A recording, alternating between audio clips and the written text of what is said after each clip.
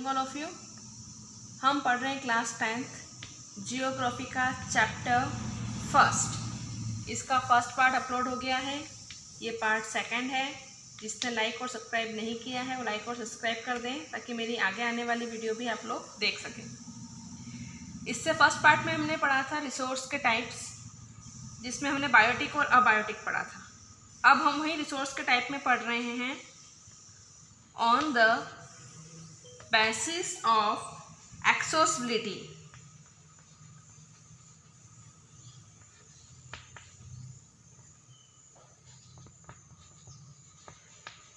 ये two types में होती है। इसमें होती है रिन्यूएबल रिसोर्स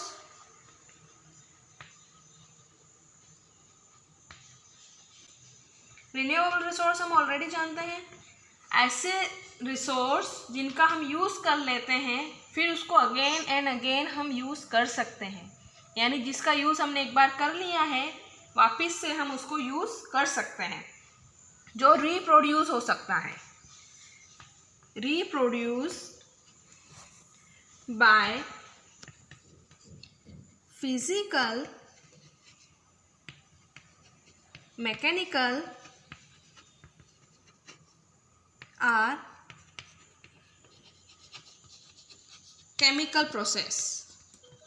यानी रिप्रोड्यूस वो किसी के भी थ्रू हो सकता है, चाहे वो फिजिकल प्रोसेस से हो, मैकेनिकल प्रोसेस से हो या केमिकल प्रोसेस से हो। किसी भी प्रोसेस के थ्रू हम उसे वापस रिन्यूएबल बना सकते हैं, यानी वापस यूज़ करने लायक बना सकते हैं। उसके अगर हम एग्जाम्पल देखना चाहें तो आते हैं सोलर एंड विंड एनर्जी,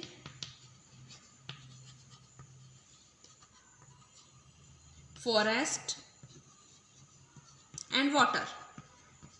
ये ऐसे रिसोर्स हैं जिनका हमने एक बार यूज़ कर लिया तो ये ख़त्म नहीं होते, ये वापस रिप्रोड्यूस हो जाते हैं या केमिकल्स के थ्रू हम उसे वापस से रिप्रोड्यूस के लायक बना सकते हैं।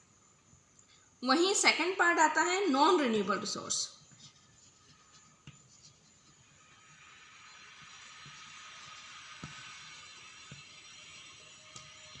नॉन रिन्यूएबल रिसोर्स ऐसे रिसोर्स जिसका हमने एक बार यूज़ कर लिया उसके बाद उसे अगेन यूज़ करने लायक हम नहीं बना सकते, वो पूरी तरह से ख़त्म हो चुका होता है और उसको बनने में भी हज़ारों साल लग जाते हैं।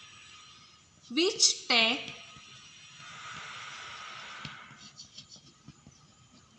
Millions of year in their formation. यानी उसके फॉर्मेशन को बनने में मिलियन ईयर, हज़ारों साल लग जाते हैं, इसलिए हम उसको बचा के रखते हैं और उसका रिप्रोड्यूस हम अगेन एंड अगेन नहीं कर सकते। जैसे कि कॉल, फ्यूजल, फ्यूल एक्सेट्रा। ये ऐसी चीज़ें हैं कि जिनका हमने एक बार यूज़ कर लिया तो वो ख़त्म हो जाती हैं, उन्हें रिन्यूएबल नहीं हो सकती, और अगर हमें इन्हें वापस बनाना है तो हज़ारों साल लगेंगे।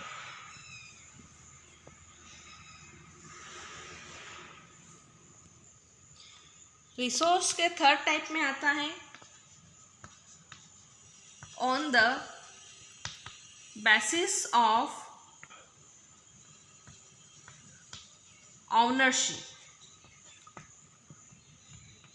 इसको कुछ पार्ट में डिवाइड किया गया है। फर्स्ट पार्ट है इंडिविजुअल रिसोर्स। इंडिविजुअल को हम अगर पढ़ें तो ही हमें समझ में आता है इंडिविजुअल है हमारा खुद का, हमारा निजी, प्राइवेट। जैसे कि सपोज आपका घर है, अगर उसे पूछा जाए कि वो किसका है तो आप कहेंगे मेरा है। अगर सपोज आपके पास कोई प्लॉट है, वो कहा जाए किसका है तो मेरा है। यानी वो इंडिविजुअल यानी हमारा ही होता है, उस पर किसी और का कोई अधिकार नहीं होता। These are also owned, private or individual। यानी वो हमारा खुद का है, प्राइवेट है और इंडिविजुअल है। उसका एग्जाम्पल देखें तो हमारा कोई हाउस, हमारा कोई प्लॉट या हमारी कोई प्रॉपर्टी, ये ओनरशिप कहलाती है। इसी का सेकंड पार्ट है कम्युनिटी ओनर।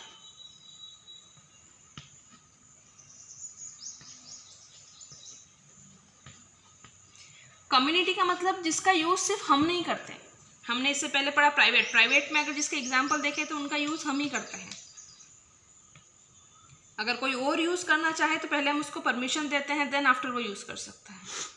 कम्युनिटी ओनरशिप में ऐसी चीजें जो कम्युनिटी यानी किसी एक समुदाय के द्वारा यूज की जाती हैं, उस पर किसी एक पर्सन का कोई राइट्स नहीं होता। जैसे कि यूज्ड बाय कम्युनिटी। अगर इसका एग्जाम्पल हम देखें तो कोई भी पार्क ले लो,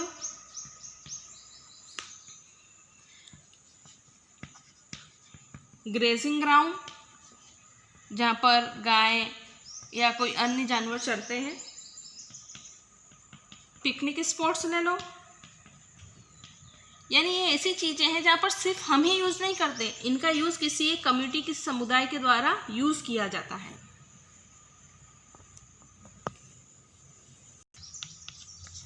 कम्युनिटी रिसोर्स के बाद आता है नेशनल रिसोर्स।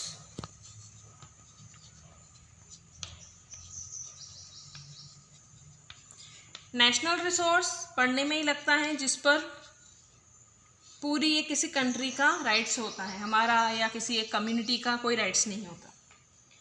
ये ऐसा रिसोर्स है जो नेशन से बिलोंग करता है।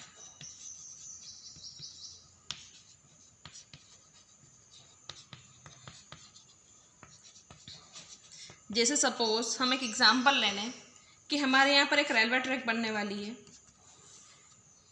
हमारे यहाँ अभी तक कोई रेलवे फैसिलिटी नहीं थी, रेलवे ट्रैक बनने वाली है। रेलवे ट्रैक का जो रोड या फिर रेलवे का जो वे बनाया गया है वहाँ आपका घर आता है, तो उस घर पर आपका अधिकार नहीं होगा। गवर्नमेंट उस घर को वहाँ से हटा देगी, आपको कुछ अमाउंट, कुछ पैसे या कुछ प्लॉट देकर या कोई और घर देकर वो ज़मीन अपने राइट्स में ले लेगी ताकि वो डेवलपमेंट कर सकें। तो वो रिसोर्स कहलाते हैं नेशनल रिसोर्स। इनके एग्जाम्पल आते हैं railway, water resource, forest, dam etcetera. यानी ये ऐसे रिसोर्स हैं जिसका डेवलपमेंट नेशन के द्वारा किया जाता है। अगर सपोज इसमें कोई भी बाउंडेशन आती है इसको डेवलप करने में, तो गवर्नमेंट उसे हटा सकती है, उन्हें कोई भी मुआवजा देकर इनका डेवलपमेंट कर सकती है। फोर्थ आता है international resource.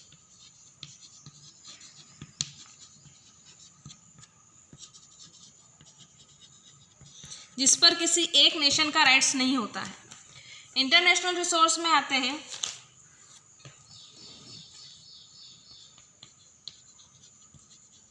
They are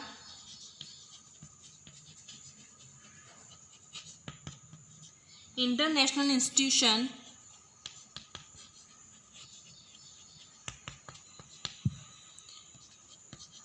which regulate some resource। कुछ रिसोर्स ऐसे होते हैं जो दो कंट्री के बीच में होते हैं। सपोज कि कोई भी ऐसा रिसोर्स जो दो कंट्री के बीच में है, कोई भी माइंस वगैरह हो गई, अगर वो दो पार्ट में डिवाइडेड है तो उस माइंस को कोई एक कंट्री बिना किसी परमिशन के नहीं निकाल सकती। एक कम्युनिटी होती है, उस कमेटी के परमिशन से ही वहाँ से रिसोर्स को निकाला जा सकता है, नहीं तो नहीं निकाला जा सकता। ये कहलाते हैं इंटरनेशनल रिसोर्स। Thank you. आज के वीडियो में इतना ही, आगे हम पढ़ेंगे नेक्स्ट वीडियो में।